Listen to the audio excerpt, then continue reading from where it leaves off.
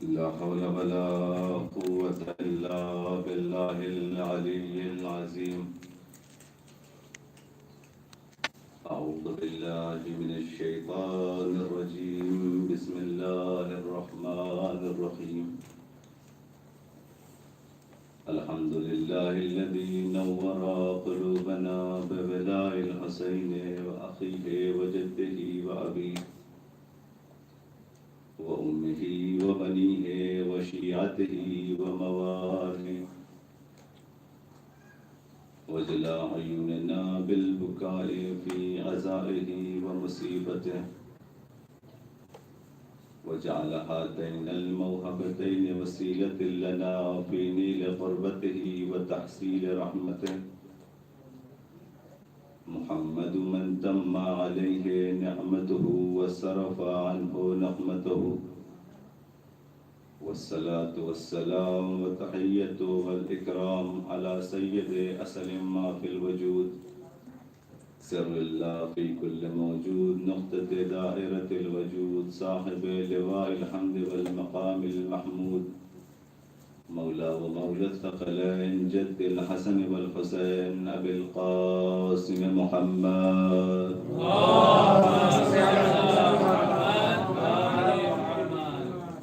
وعلى أهل بيته الطيبين الطاهرين المعصومين المنتجبين المنتخبين، ولعنة الله على أعدائهم أجمعين من يومنا هذا إلى قيام يوم الدين. أما بعد، فقد قال الله تبارك وتعالى في محكم كتابه المجيد وأصدق الصادقين وقاله الحق. بسم الله الرحمن الرحيم. يا أيها الذين آمنوا اتقوا الله وكونوا مع الصادقين. صلاة الله.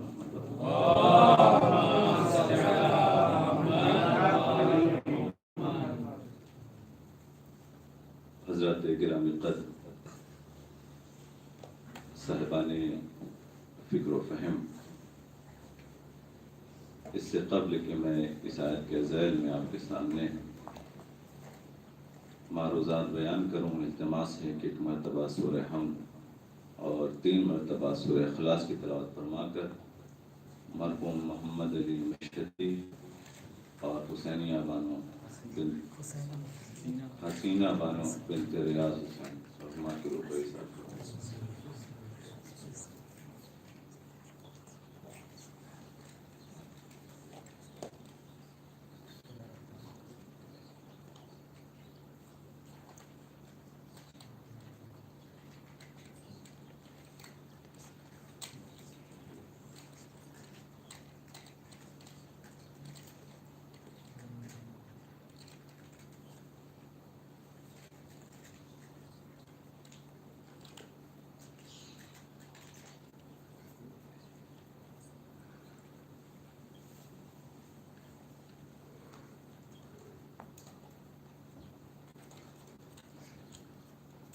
عظمت محمد و اہل بیت محمد پر بلند تر صلوات پڑھیں.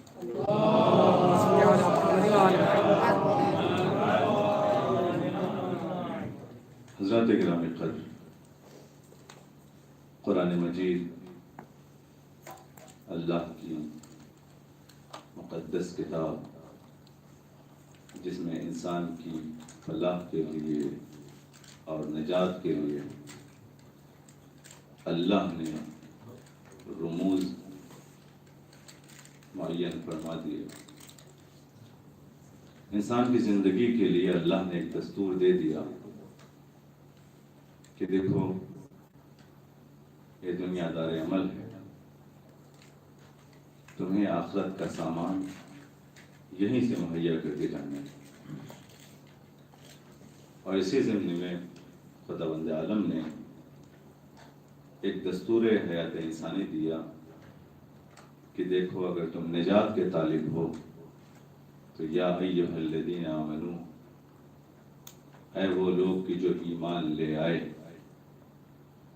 خطاب مشرکین نہیں ہے، اللہ کافروں سے مخاطب نہیں، اللہ غیروں سے مخاطب نہیں، بلکہ اللہ ان لوگوں سے مخاطب ہے کہ جو کلمہ پڑھنے کے بعد اسلام لے آئے۔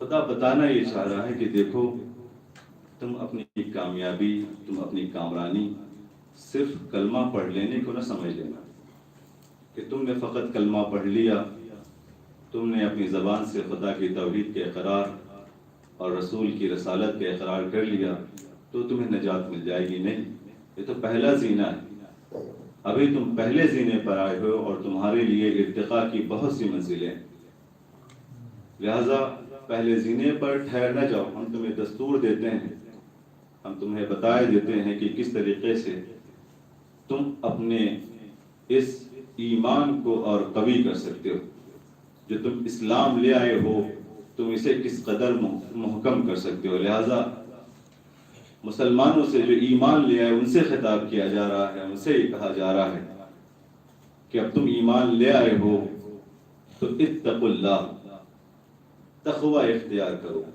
پرہیزگار بن جاؤ، وکونوا مع الصادقین، اور صادقین کی معیت اختیار کرو۔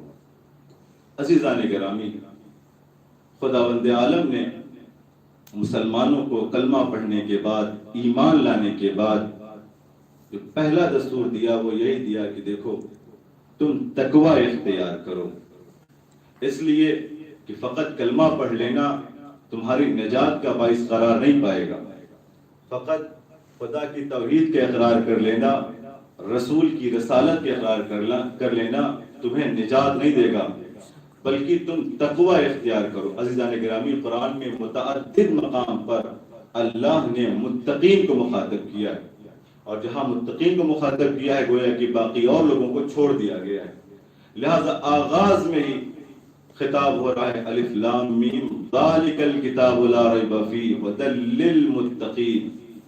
قرآن جس میں کسی عیب و ریب کی گنجائش نہیں ہے، کس کے لیے ہدایت ہے؟ متقین کے لیے ہدایت ہے۔ عزیزان گرامی، اسی طریقے سے اللہ نے جب بشارت دی تو سب کو بشارت نہیں دی ہے، بلکہ فوراً یہ کہا کہ اعدت للمتقین، یہ جنت جو ہے یہ متقین کے لیے سجائی اور سنواری گئی ہے، لہٰذا تمہارے لیے ضروری یہ ہے کہ تم تقوی اختیار کرو، اس لیے کہ بے تقوی انسان اس سوکھے ہوئے پتے کی مانند ہے کہ جسے خزاں کا ایک ہلکا سا جھونکا اس کے مقام کو، اس کی جگہ کو بالکل برباد کر دیتا ہے، وہ کہیں کا نہیں رہ جاتا، در بدر ٹھوکر کھاتا رہتا ہے۔ ایک جھونکا آیا، ابھی وہ یہاں تھا، کچھ لمحے میں وہ دوسری جگہ پر منتقل ہو گیا، یعنی نہ اس کی کوئی حیثیت باقی رہ گئی، نہ اس کا کوئی مقام باقی رہ گیا۔ اسی طریقے سے جس کے پاس تقوی نہیں ہے وہ در بدر کی ٹھوکریں کھاتا ہے، لیکن جو صاحب تقوی ہوتا ہے بس اللہ سے توسل کرتا ہے۔ صلوات پڑھے پر محمد و آل محمد۔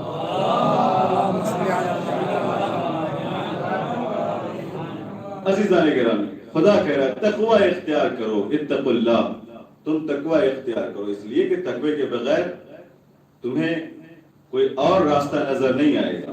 اگر تمہیں اللہ کی قربت چاہیے، اگر جنت کی نعمات سے تم لطف اندوز ہونا چاہتے ہو تو تمہیں تقوی اختیار کرنا ہوگا۔ اور عزیزان گرامی، یہ تقوی کیا ہے جس کے لیے قرآن مجید نے اتنا زور دیا کہ یہ قرآن ہدایت ہے متقین کے لیے، جنت متقین کے لیے سجائی سنواری گئی ہے۔ عزیزان گرامی، تقوی، اس تقوی کو اختیار کرنے کا فائدہ کیا ہے؟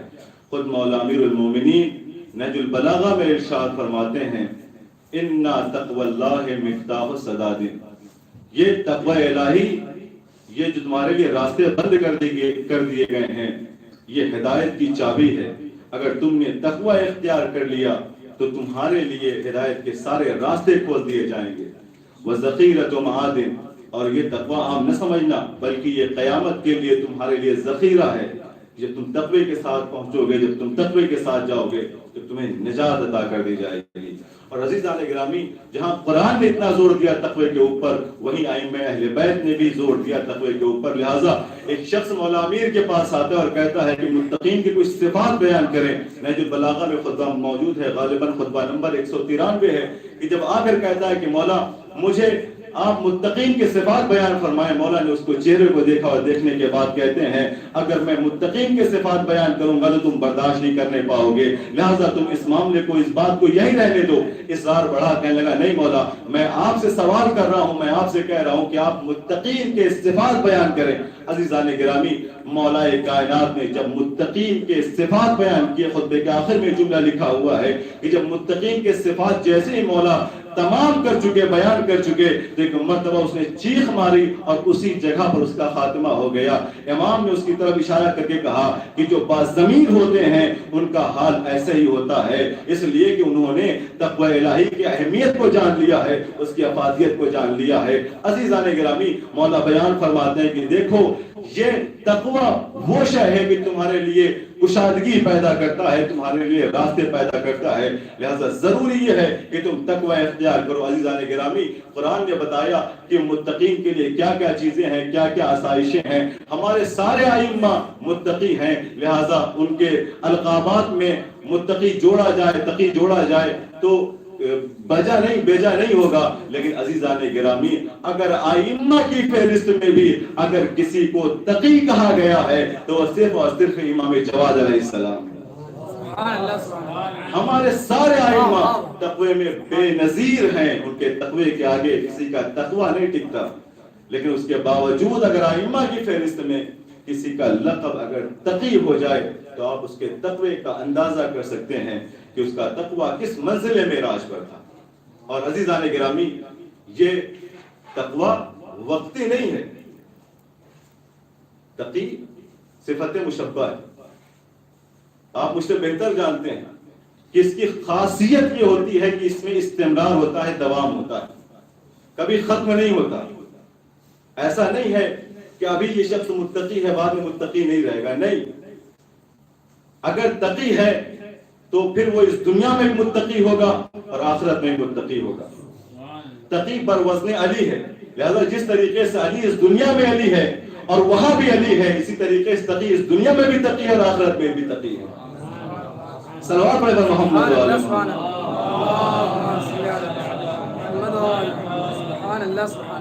عزیزان گرامی, یہ ہمارے اس امام کی خاصیت ہے کہ ان کا لقب تقی قرار پایا. نام محمد ہے, وہی نام کہ جو اللہ کے رسول کا نام ہے. اور عزیزان گرامی, اس امام کی زندگی کو اگر اٹھا کر دیکھیں تو روز اول سے امام کے لیے ہر لمحہ امتحان ہے. امام رضا علیہ السلام اولاد نہیں ہے, لہذا لوگوں نے تبھی زبان سے یہ کہنا شروع کر دیا کہ یہ تو ابتر, ان کی نسل تو ختم ہو جائے گی, بس ان کے بعد ان کا کوئی نام لیوا باقی نہیں رہے گا. ان کی نسل کو آگے بڑھانے والا, ان کی وراثت کو آگے بڑھانے والا کوئی باقی نہیں رہے گا. عزیزان گرامی, ایک طرف لوگ ہیں جو یہ کہتے ہوئے نظر آ رہے ہیں, ایک طرف امام ہیں کہ جو اطمینان کے ساتھ معلوم ہے کہ اللہ نے وعدہ کیا ہے, اس لیے کہ جب رسول کو ابتر کہا گیا تھا تو خداوند عالم نے آیت نازل کر کے بتایا تھا انا اعطیناک الکوثر, حبیب ہم نے تمہیں کوثر عطا کیا, کبھی ختم نہ ہونے والی نسل عطا کیا. جب پہلے محمد کو ابتر کہا گیا تو اللہ نے ایسی نسل دی کہ جو کبھی ختم نہ ہونے والی ہے, اور جب 8ویں محمد کو ابتر کہا گیا تو اللہ نے ایسی نسل دی کہ سعادات میں بھی جتنے رضوی سعادات ملتے ہیں کوئی اور سعادات نہیں ملتے ہیں. لہذا جب جب دنیا یہ تصور کرے گی کہ ان کا وجود ختم ہو گیا, ان کا وقار ختم ہو گیا, ان کی وراثت ختم ہو گئی, نہیں. پہلے محمد کو اگر ابتر کہا گیا تو نسل تا قیامت باقی رہے گی, اور جب 8ویں محمد کو ابتر کہا گیا تو ایسی نسل دی کہ جہاں بھی دیکھیے گا رضوی سعادات نظر آئیں گے. سعادات میں اکثریت, اغلبیت, سب سے زیادہ رضوی سعادات. عزیزان گرامی, لہذا کوئی آثار نہیں ہے, دنیا والے ہیں کہ ابتر کہہ رہے ہیں کہ امام کو کوئی اولاد نہیں ہے. ایک شبئی امام نے اپنی بہن سے کہا کہ ذرا ٹھہر جائیں. کیا وجہ؟ کا کسی کی آمد کا آثار تو نمودار نہیں ہو رہے ہیں؟ کہا نہیں، انشاءاللہ بحکم خدا آج میرے گھر ایک فرزند کی ولادت ہوئی، لہذا دنیا والوں نے آثار نہیں دیکھے، لیکن جب اللہ دیتا ہے تو کسی آثار کی ضرورت نہیں ہوتی۔ کچھ لمحہ گزرا تھا کہ آثار بھی نمودار ہو گئے اور امام اس دنیا میں تشریف لائے، اور وہی انداز بھی جو تمام ائمہ کا ہے کہ اس دنیا میں تشریف لاتے ہی سب سے پہلے اپنے سر کو سجدے میں رکھا، اشہد ان لا الہ الا اللہ، اقرار توحید۔ عزیزان گرامی، یہ فرزند اس دنیا میں آیا، لوگوں کی زبانیں بند ہو گئی، لیکن عزیزان گرامی امام کے لیے پہلا مرحلہ ہے، لیکن اس کے باوجود بھی بظاہر زبانیں بند ہوئی ہیں، لیکن ابھی بھی لوگ شبہے کا شکار ہیں۔ لہذا امام نے متعدد مقام پر امام کی امامت کا اعلان کیا، سیادت کا اعلان کیا، بزرگی کا اعلان کیا کہ خبردار میرے بعد یاد رکھو، میرے بعد میرا وارث یہی فرزند ہوگا۔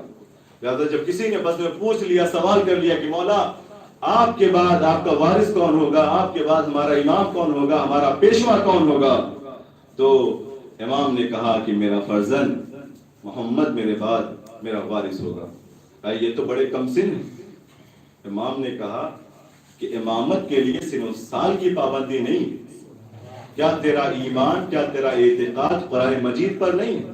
قرآن کہہ رہا ہے کہ جب جناب عیسیٰ اس دنیا میں آئے ابھی 3 دن کا سن ہے، اور جناب عیسیٰ یہ کہتے ہوئے نظر آ رہے ہیں کہ انی عبداللہ، کہ میں اللہ کا بندہ ہوں، آتانی الکتاب وجعلنی نبیّا، کہ مجھے کتاب بھی عطا کی گئی ہے، نبی بھی بنایا گیا ہے۔ تو جناب عیسیٰ اگر 3 دن کی سن میں، 3 دن کے سن میں اگر صاحب کتاب بھی ہو سکتے ہیں، نبی بھی ہو سکتے ہیں، تو میرا بیٹا 3 سال کی عمر میں امام کیسے نہیں ہو سکتا؟ سبحان اللہ، سبحان اللہ۔ میرا بیٹا 3 سال کی عمر میں امام کیوں کرنا ہوگا؟ لہذا اب بھی شبے کی گنجائش، اب بھی وہی دبی زبان سے کون امام ہوگا۔ لہذا ایک دن موقع دیکھ کر امام رضا نے کہا کہ ذرا کرتے کو بازو سے ہٹائیں۔ اب جو ہٹایا تو مہر امامت سخت ہے، لہذا شک و شبہ کی گنجائش ختم ہو گئی۔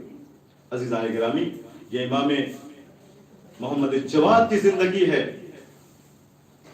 کہ بابا کی شان و شوکت بھی دیکھ رہے ہیں، لیکن اس کے باوجود ابھی 7 برس کا سن تھا کہ امام کے سر سے باپ کا سایہ اٹھ گیا۔ 7 برس کا سن کیا ہوتا ہے؟ لیکن امام ہر وقت میں، ہر لمحے میں امام ہوتا ہے۔ لہذا امام نے اپنے والد کو غسل بھی دیا، کفن بھی دیا، اور اس کے بعد جو بار امامت ہے وہ امام کے کاندھوں پر ہے۔ لہذا امام اس فریضے کی ادائیگی کے لیے کمر کس چکے ہیں۔ لہذا امام جہاں بھی جاتے ہیں وہ اپنے فریضے کی جو ذمہ داری ہے، جو منصب کی ذمہ داری ہے، اس کو پورا کرتے ہوئے نظر آ رہے ہیں۔ خبر مل گئی حاکم وقت کو، لہذا امام کو مدینے سے بغداد طلب کر لیا، اور امام کا گھر بغداد شہر میں نہیں تھا، بلکہ دور پر امام نے اپنا آشیانہ بنایا، اپنا گھر بنایا۔ ابھی خبر نہیں ہے حکومت کو کہ کون آ گیا، لہذا ایک دن مامون بڑے شان و شوکت کے ساتھ اپنے محل سے نکلا۔ بادشاہ وقت نکل رہا ہے، لہذا شاہی پروٹوکول ہے، بالکل آگے آگے منادی ہے، ندا دیتے ہوئے چلے جا رہے ہیں کہ خلیفہ وقت تشریف لا رہے ہیں، لہذا راستوں کو چھوڑ دیا جائے، شاہراہ کو خالی کر دیا جائے۔ بادشاہ کی سواری بڑھتی چلی جا رہی ہے۔ ایک جگہ ہے جہاں کچھ بچے ہیں جو کھیل رہے ہیں، ایک بچہ ہے جو کھیل نہیں رہا ہے بلکہ اپنی جگہ پر کھڑا ہوا تسبیح پروردگار کر رہا ہے۔ منادی نے ندا دی، بادشاہ وقت آ رہا ہے، خلیفہ وقت آ رہا ہے۔ سارے بچے خوفزدہ ہو گئے، خائف ہو گئے، راستے کو چھوڑ کر فرار اختیار کر گئے، لیکن وہ بچہ اپنی جگہ پر کھڑا ہوا تسبیح پروردگار میں مشغول ہے۔ مامون کی سواری آئی، دیکھا سارے بچے تو بھاگ گئے، وہ اپنی جگہ پر باطمینان کھڑا ہوا ہے۔ ایک مرتبہ اطمینان کو دیکھ کر بادشاہ بھی لرز گیا اور فوراً سوال کرتا ہے کہ یہ بتاؤ جب سارے بچے بھاگ گئے تم کیوں یہاں پر کھڑے رہ گئے؟ عجب نہیں امام اس کو جواب دینا چاہ رہے ہوں کہ میں کسی فرار کا بیٹا نہیں ہوں، حیدر کرار کا بیٹا ہوں۔ سبحان اللہ سبحان اللہ، زندہ وہ اور لوگ ہیں کہ جو مد مقابل دیکھ کر راستہ چھوڑ کر بھاگ جاتے ہیں، ہم حیدر کرار کے بیٹے ہیں۔ لہذا جب اس نے سوال کیا کہ جب سب چلے گئے تو پھر تم کیوں نہ گئے؟ عزیزو یہ سوال تاریخ میں ایک مرتبہ اور جگہ بھی ملتا ہے کہ جہاں پہ نبی پوچھ رہے ہیں جنگ احد میں علی سے کہ یا علی جب سب چلے گئے تھے تو تم کیوں نہ گئے؟ تو مولا کائنات نے یہی کہا تھا کہ ایمان کے بعد کفر اختیار کرنا۔ لہذا امام بتانا چاہ رہے ہیں کہ یہی تو میری پہچان ہے، یہی تو موقع ہے، یہی تو تبلیغ کا وقت ہے۔ اگر میں یہاں سے ہٹ گیا تو یہ جو منصبی ذمہ داری ہے یہ کیسے ادا ہوگی؟ لہذا امام اپنی جگہ پر کھڑے ہوئے، آنے والا بادشاہ وقت ہے، اپنے حوالی کے ساتھ ہے، حالی موالیوں کے ساتھ ہے، امام کو دیکھ کر سوال کرتا ہے کہ یہ بتائیں جب سب چلے گئے تھے تو آپ کیوں نہ گئے؟ 7 برس کا سن ہے۔ امام کہتے ہیں کہ میرے جانے کی 3 وجہ ہو سکتی تھیں، مجھے اس میں سے کوئی ایک سمجھ میں نہ آئی، تو میں کیوں یہاں سے جاتا؟ کہا وہ کون وجہ ہیں؟ کہا یا تو میں مجرم ہوتا، گنہگار ہوتا اور تیرے خوف سے راستے کو خالی کر دیتا اور یہاں سے فرار اختیار کر جاتا۔ لہٰذا جہاں تک میں اپنے بارے میں جانتا ہوں میں گنہگار نہیں ہوں، میں معصیت کار نہیں ہوں۔ جب میں معصیت کار نہیں ہوں، جب میں گنہگار نہیں ہوں تو پھر تیرا خوف کیسا؟ اس کے بعد امام فرماتے ہیں دوسری وجہ یہ ہے کہ یا تو راستہ تنگ ہوتا اور تیری سواری کے جانے میں میں مزاحم ہوتا تو میں راستے کو خالی کر دیتا، جبکہ میں دیکھ رہا ہوں کہ راستہ باقاعدہ وسیع ہے اور تیری سواری باطمینان یہاں سے گزر سکتی ہے، تو پھر میں کیوں راستہ چھوڑ دیتا؟ اور تیسری بات یہ ہے کہ یا تو ظالم ہوتا کہ میں تیرے خوف سے راستے کو چھوڑ دیتا۔ اب اس بارے میں تو خود بتا سکتا ہے کہ تو ظالم ہے یا نہیں ہے۔ اگر تو اپنے آپ کو ظالم کہتا ہے تو میں تیرے لیے راستہ چھوڑ دیتا ہوں۔ عزیزان گرامی، امام نے اپنے علم سے، اپنی دانش سے، امام نے اس طریقے سے اس کی گردن کو پکڑا کہ وہ جو بادشاہ وقت تھا پورے اعزاز کے ساتھ، پروٹوکول کے ساتھ نکلا تھا، وہ بھی گھبرا گیا، اس کی زبان سے ایک لفظ بھی نہ پھوٹا، بس اشارہ کیا کہ سواری کو بڑھا دیا جائے۔ سواری بڑھا دی گئی۔ عزیزان گرامی، امام اپنی جگہ پر کھڑے ہوئے ہیں، ابھی امام نے اپنا تعارف نہیں کرایا، امام نے یہ نہیں بتایا کہ میں کون ہوں، لیکن اس کے باوجود مامون سمجھ گیا کہ یہ بچہ کوئی عام بچہ نہیں ہے بلکہ کسی عظیم خاندان سے تعلق رکھتا ہے، اور صرف عظیم خاندان سے تعلق نہیں رکھتا بلکہ ادراک میں، عقل میں، شعور میں یہ کہیں بلند و بالا ہے۔ لہذا عزیزان گرامی، جب وہ واپس پلٹا تو اب شکار کر کے واپس پلٹا تھا، اس کے پاس باز تھے، اس نے اپنے باز کو اڑایا، باز اپنے پنجے میں ایک چھوٹی مچھلی کو لے کر آیا، مامون نے اس کو اپنے ہاتھ میں لیا، واپس پلٹا، یعنی کہ واپس پلٹنا اور مچھلی کو اپنے ہاتھ میں رکھے رہنا اس بات کی طرف اشارہ کرتا ہے کہ مامون پورے راستے امام کے بارے میں سوچتا رہا ہے، امام کے بارے میں خیال کرتا رہا ہے کہ یہ کون بچہ تھا جو اتنی جرأت مندی کے ساتھ میرے سامنے کھڑا بھی رہا، میرے سوال کے جواب بھی دیے اور مجھے لاجواب بھی کر دیا۔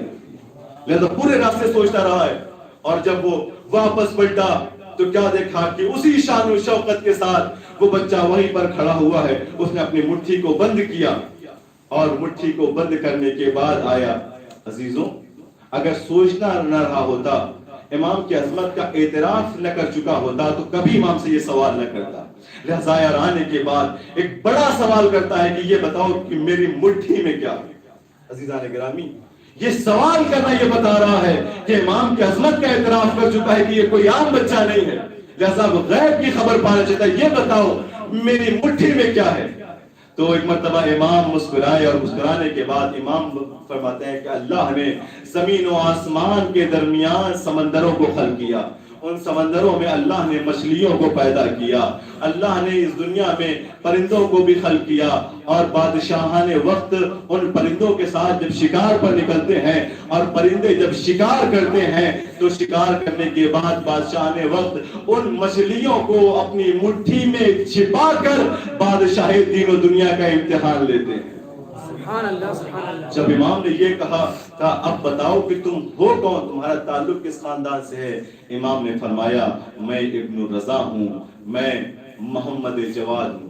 لہذا جب امام نے اپنا تعارف کرایا فوراً حکم دیا گیا کہ امام کو لے کر محل میں حاضر ہوا جائے۔ امام کو لے کر آیا اور بڑی تعظیم و تکریم کے ساتھ، بڑے عزت و احترام کے ساتھ امام کو اپنے بغل میں بٹھایا۔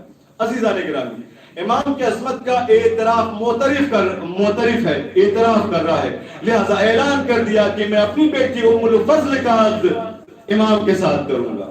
عزیزان گرامی، امام نے اعلان کیا، تمام بنو عباس میں ایک خلفشار سا پیدا ہوا کہ ارے بادشاہ وقت ان کے لیے تو، ان کی بیٹی کے لیے تو اچھے سے اچھے رشتے مل سکتے ہیں، آخر کیا وجہ کیا سبب ہے کہ اپنی بیٹی کی شادی اس بچے کے ساتھ کرنا چاہ رہے ہیں کہ جس کے پاس بظاہر کچھ بھی نہیں، گھر بھی ہے تو ٹوٹا پھوٹا، اثاثے کے نام پہ تو کچھ نہیں ہے، لیکن بادشاہ وقت نے اعلان کر دیا اور یہ کہہ دیا کہ میں اپنی بیٹی کا عقد اس بچے کے ساتھ کروں گا۔ عجب نہیں اس کے ذہن میں یہ خیال ہو کہ دیکھو دنیا کی سرداری تو میرے پاس ہے ہی، اگر بیٹی کو ان سے بیاہ دیا تو ہو سکتا ہے کہ امت کے نانا بن جائیں۔ لہذا جو پہلے کا خیال تھا وہی یہاں بھی پیدا ہوا ہو کہ اگر بیٹی دے دی جائے تو ہو سکتا ہے کہ اس دین میں کچھ ہمارا کنٹریبیوشن ہو جائے، کچھ ہم بھی اس میں بن جائیں۔ لیکن یاد رکھیں جب خیال کرنے والوں نے ایسا خیال کیا ہمیشہ مایوس رہے۔ پہلے والے نے اگر بیٹی دی تو تب بھی کچھ حاصل نہ ہوا، اور ادھر مامون اپنی بیٹی دے رہا ہے تب بھی کچھ حاصل نہ ہوا۔ صلوات علی محمد و آل محمد۔ سبحان اللہ سبحان اللہ۔ کچھ حاصل نہیں ہوا۔ اب ایک خلفشار سا کہ آخر کیوں بادشاہ وقت ان کو اپنی بیٹی دینے پر آمادہ ہے۔ لہٰذا ایک دن مامون نے تخت پر بیٹھ کر امام کے فضائل کو بیان کیا اور کہا دیکھو یہ عام بچہ نہیں ہے، یہ بادشاہ دین و دنیا ہے، تم اس بچے کی کمسنی کو دیکھ رہے ہو لیکن میں اس کے علم کو دیکھ رہا ہوں، اس کی نسبت کو دیکھ رہا ہوں، اس کی کمالات اور فضائل کو دیکھ رہا ہوں۔ جب بہت زیادہ بات پڑھی تو یہ ہوا کہ چلو ان کا امتحان لے لو، اگر تم امتحان میں کامیاب ہو گئے تو میں اس رشتے کو ختم کر دوں گا، لیکن اگر تم اس امتحان میں اگر کامیاب نہ ہوئے تو پھر میرا اختیار ہے۔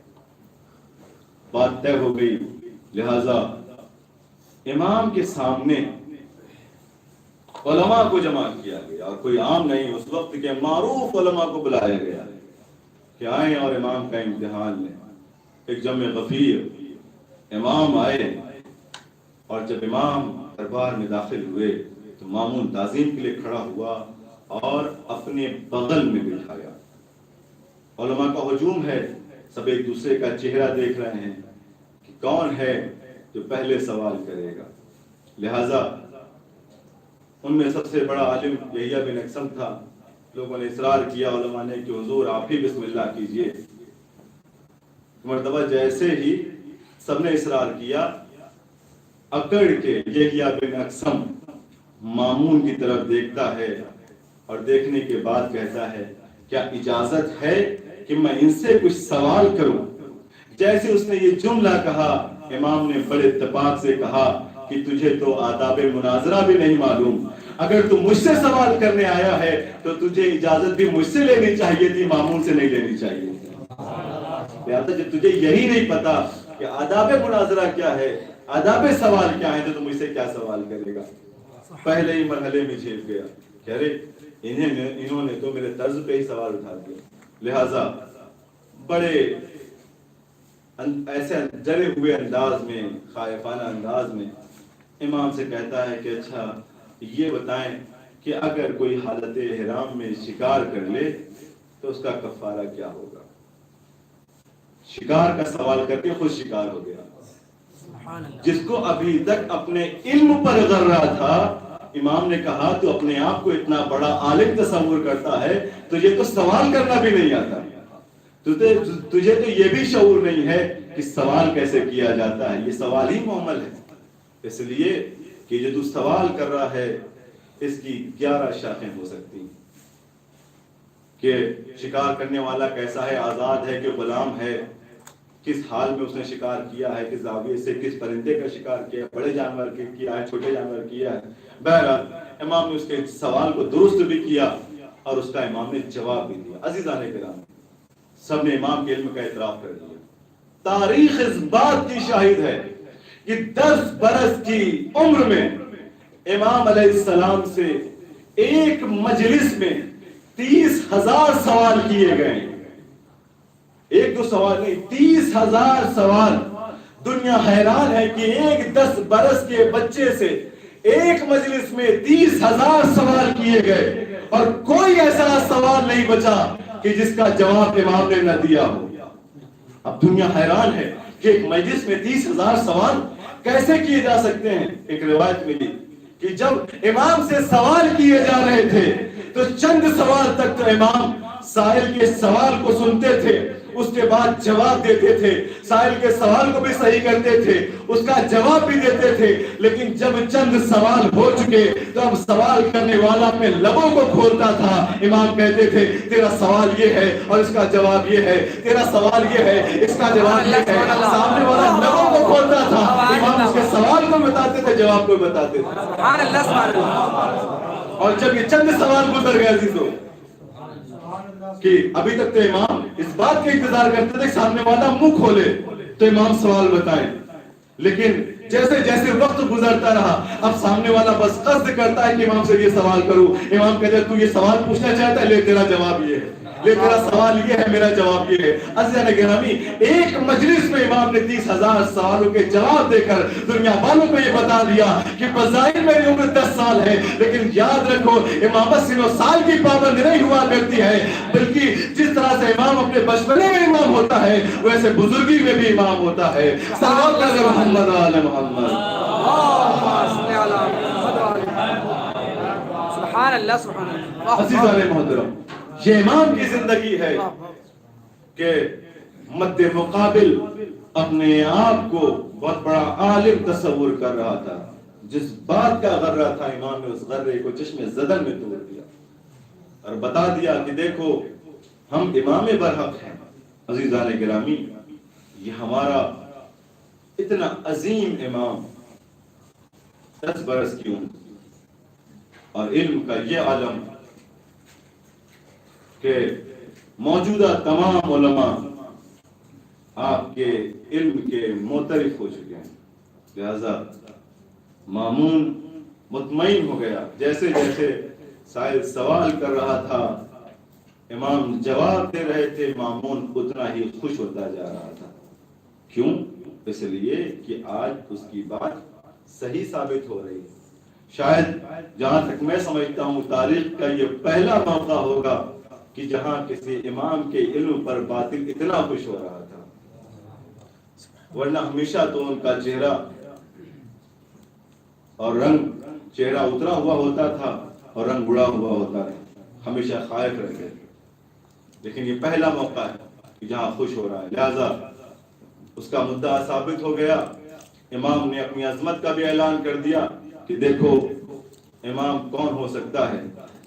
4 حالے اور موالی کو جمع کرنے کے بعد اپنے آپ کو امام کہلوانے والے امام نہیں ہو سکتے، بلکہ امام وہ ہے کہ جس کی امامت پر اللہ اپنی تائید سخت کرے، جس کو اللہ امام بنائے۔ عزیزان گرامی، بیٹی زوجیت میں تو آ گئی، لیکن امام سے کبھی راضی نہ ہو سکے، اس لیے کہ ظاہر سی بات ہے کہ غاصب حکومت کی ایک رکن وہ بھی تھی، اور امام کے ساتھ کس طرح سے راضی ہو سکتی ہے۔ زوجیت میں تو آ گئی، لیکن روز امام کی شکایت باپ سے کی جا رہی ہے، روز امام کی شکایت میں کچھ نہ کچھ کہا جا رہا ہے کہ آج یہ ہو گیا، آج وہ ہو گیا۔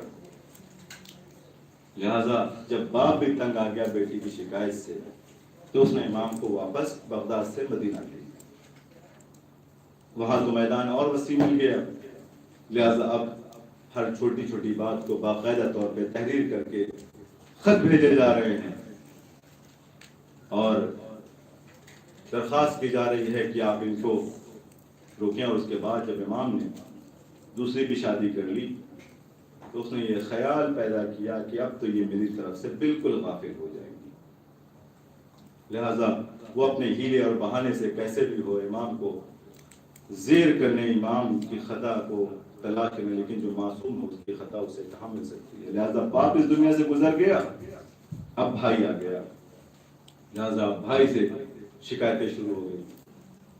آخر معتصم نے خیال کیا کہ اس نے میری بہن کو صلوات میں محمد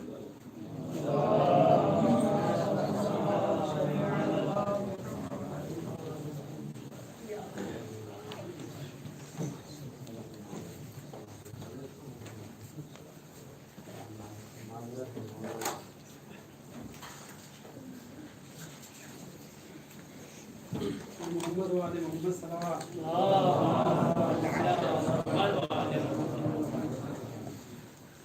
لہذا شکایتوں کا دور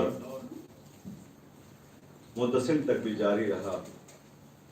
شکایتوں کا سلسلہ باپ کے زمانے میں شروع ہوا تھا، معتصم کے دور تک چلتا رہا۔ لہذا جب شکایتیں روز بروز آنے لگیں تو معتصم نے کہا کہ اب امام کو بلا کر یہاں انہیں سزا دیا جائے گا۔ لہذا امام کو مدینے سے طلب کیا گیا، امام کو مدینے سے بلایا گیا۔ عزیزو، وہ منظر ایک بار پھر تازہ ہو گیا کہ جو 28 رجب سن 60 ہجری کو تاریخ نے دیکھا تھا کہ حسین کس طریقے سے مدینے سے نکل رہے تھے، اور جب امام نے ارادہ سفر کر لیا تو کس طریقے سے نانا کی قبر پر آئے تھے۔ اے نانا، آپ کی قبر پر چراغاں کرنے والا حسین مدینہ چھوڑ ڈالا۔ اے نانا، اب حسین پلٹ کر مدینہ نہ آئے گا، ماں کی قبر پر آئے تھے۔ اماں، آپ کی قبر کا مجاور حسین جا رہا ہے، لہذا میرا آخری سلام قبول کیجیے۔ عزادارو، اسی طریقے سے جب امام محمد تقی علیہ السلام مدینے سے نکل رہے ہیں تو بڑی حسرت و یاد سے مدینے کی در و دیوار کو دیکھ رہے ہیں۔ ہائے، اب اس مدینے میں پلٹ کر آنا نصیب نہ ہوگا۔ روایت کہتی ہے کہ امام ایک مرتبہ قبر رسول کے پاس آئے اور قبر رسول سے لپٹ گئے۔ نانا، آج کے بعد پھر آپ کی قبر پر پلٹ کر آنا نصیب نہ ہوگا، لہذا میرا آخری سلام قبول کیجیے۔ ہاں عزیزو، امام مدینے سے چلے اور امام بغداد آئے۔ عزیزو، وہ وقت بھی آ گیا کہ جب معتصم نے ام الفضل کو اس بات پر راضی کر لیا کہ تم امام کو زہر دے دو۔ لہذا روایت کہتی ہے کہ انگور میں زہر جذب کر کے ام الفضل امام کے سامنے لائی اور امام اس سے کہنے اصرار کرنے لگی کہ آپ اس میں سے کچھ تناول فرما لیجیے۔ امام نے 1-2 دانے اٹھائے اور اس سے تناول کر لیے۔ روایتیں متعدد ہیں، بعض روایتیں کہتی ہیں کہ معتصم نے اپنے غلام کے ذریعے سے زہر دلایا تھا، بعض روایتیں یہ کہتی ہیں کہ نہیں، خود دعوت کا اہتمام کیا تھا اور اس نے امام کو زہر دیا گیا تھا۔ لیکن عزیزوں، جو معروف اور مشہور ہے وہ یہی کہ ام الفضل انگور لے کر آئے اور کہا امام سے کہ آپ چند دانے تناول فرما لیں۔ امام نے چند دانے اٹھائے اور اسے تناول فرمایا، اصرار بڑھا کہ کچھ اور لے لیجئے۔ ایک مرتبہ امام نے اس کے چہرے کو دیکھا اور دیکھنے کے بعد کہتے ہیں کہ انہی سے تیرا مقصد حل ہو جائے گا، انہی چند دانوں سے تیرا مقصد پورا ہو جائے گا۔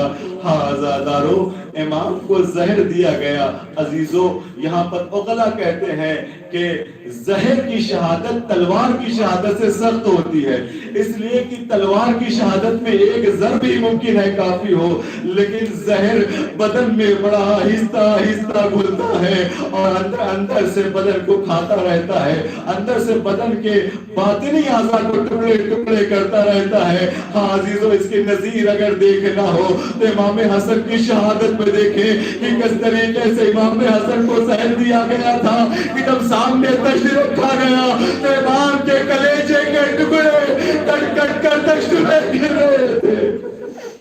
اس طریقے سے امام کو زہر دیا گیا.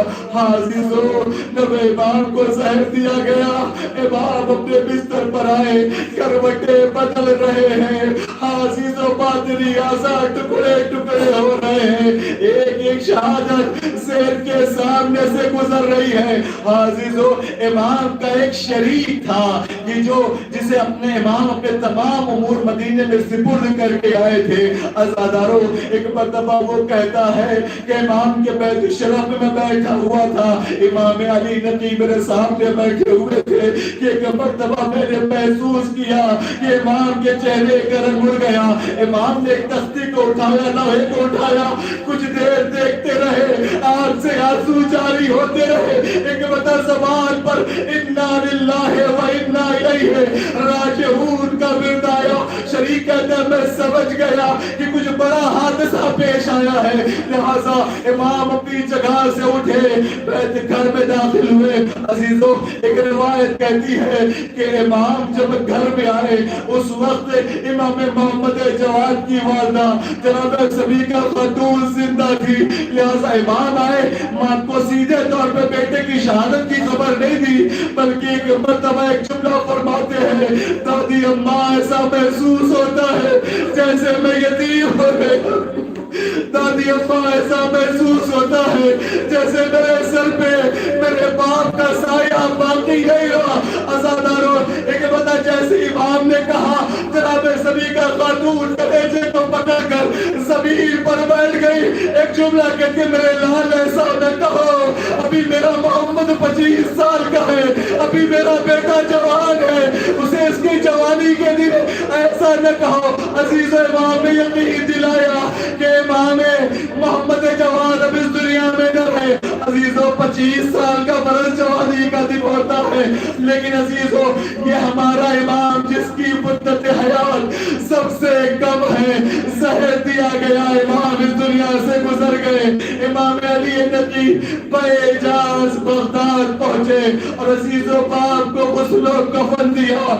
میں کہوں گا اے امام علی نقی یقیناً یہ صدمہ بڑا تھا، 7 برس کی عمر اٹھ گیا، لیکن اے مولا جب آپ کے بابا کا سایہ آپ کے سر سے اٹھا، اگرچہ غریب الوطنی ہے، غریب الدیار ہے، لیکن اس کے باوجود کسی نے آپ کو تماچے نہیں مارے، کسی نے آپ کا دامن نہیں جلایا، کسی نے آپ کو تازیاں نہیں مارے. اے میرے مولا ذرا کربلا میں آئیے، ارے ننھی سکینہ ہے، ارے باپ کا لاشا بے دور و کفن پڑا ہوا ہے. روایت کہتی ہے کہ 11 محرم کو جب اسرا کے قافلے اسیر ہو کر جا رہے تھے، حبیب کہتا ہے ایک چھوٹی سی بچی کو میں نے دیکھا، کبھی جلی ہوئی تالابوں کے پیچھے چھپتی ہے، کبھی محفلوں کے پیچھے چھپتی ہے، کبھی سواریوں کے پیچھے چھپتی ہے. حمید کہتا ہے میں نے اس بچی کو دیکھا، اس کے قریب آیا، بچی ڈر کر ہاتھ جوڑتی ہے، اے شیخ مجھے ہاتھ نہ لگانا، میں بطول کی بیٹی ہوں، میں سید زادی ہوں. ایک بتا حمید کہتا ہے یہ بتاؤ تم یہاں چھپ کیوں رہی ہو؟ بچی نے ہاتھ جوڑ کر کہا اے شیخ میں اس لیے پوشیدہ ہو رہی ہوں، ذرا نشیر کی جانب تو دیکھ، ارے نشیر میں جو لاشا پڑا ہے وہ میرے بابا حسین کا لاشا ہے. میں یہ چاہتی ہوں کہ یہ قافلہ چلا جائے اور میں کربلا میں باقی رہ جاؤں. حمید کہتا تم یہاں رک کر کیا کرو گی؟ سکینہ کہتی ہے جب یہ قافلہ چلا جائے گا میں فرات سے اپنے چلو میں پانی لے کر آؤں گی، اپنے بابا کو غسل دوں گی، ارے درختوں کے پتوں سے اپنے بابا کو کفن دوں گی، کربلا کی خاک اٹھا کر اپنے بابا کو دفن کروں گی. اسد الحمید کہتا ہے ابھی بچی یہ کہی رہی تھی, ایک شفیع کی نظر سکینہ پر پڑی, تازیہ نہ لہراتا ہوا چلا, سکینہ کو تازیہ نے سے مارا, حسین کی بچی زمین پر گری, نشیب کی طرف رکیا. اے بابا, سکینہ کو بڑی تمنا ہے کہ بابا کو غسل و کفن دے, لیکن اے بابا مجھے معاف کرنا, غسل و کفن نہ دے سکتا. وسيعلم الذين ظلموا. انا لله وانا اليه راجعون. رضا بقضائه وتسليمه. پروردگار تجھے واسطہ ہے محمد و اہل بیت محمد کا, ہمارے گناہ کبیر و صغیر کو معاف فرما, جو بیماروں میں شفائے کامل عاجل عنایت فرما, جو مقروض ان کے قرض کی ادائیگی فرما, جو پریشان حال ہیں ان کے پریشانیوں کو دور فرما, جو صاحبان حاجات ہیں ان کے حاجات کو پورا فرما. پروردگار دنیا میں جتنا جہاں بھی شہر نظر کر رہا ہے ان کی جان و مال, عزت و آبرو کی حفاظت فرما. پروردگار تجھے واسطہ ہے محمد اہل بیت محمد کا, ہماری اس مختصر سی عزا کو شرف قبولیت عنایت فرما. آقا ثالثی کے والدین کی مغفرت فرما, ان کے درجات کو بلند فرما, انہیں جوار معصومین میں جگہ عنایت فرما. پروردگار تجھے واسطہ ہے محمد اہل بیت محمد کا, ہمیں زیادہ سے زیادہ اعمال صالحات کرنے کی توفیق عنایت فرما. پروردگار تمام دعاؤں میں سب سے عظیم دعا کہ ہمارے زمانے کے آخری حجت یگانہ امام زمانہ کے ظہور میں تاجیل عنایت فرما, اور ہم کو ان کے آوان و انصار میں شمار فرما.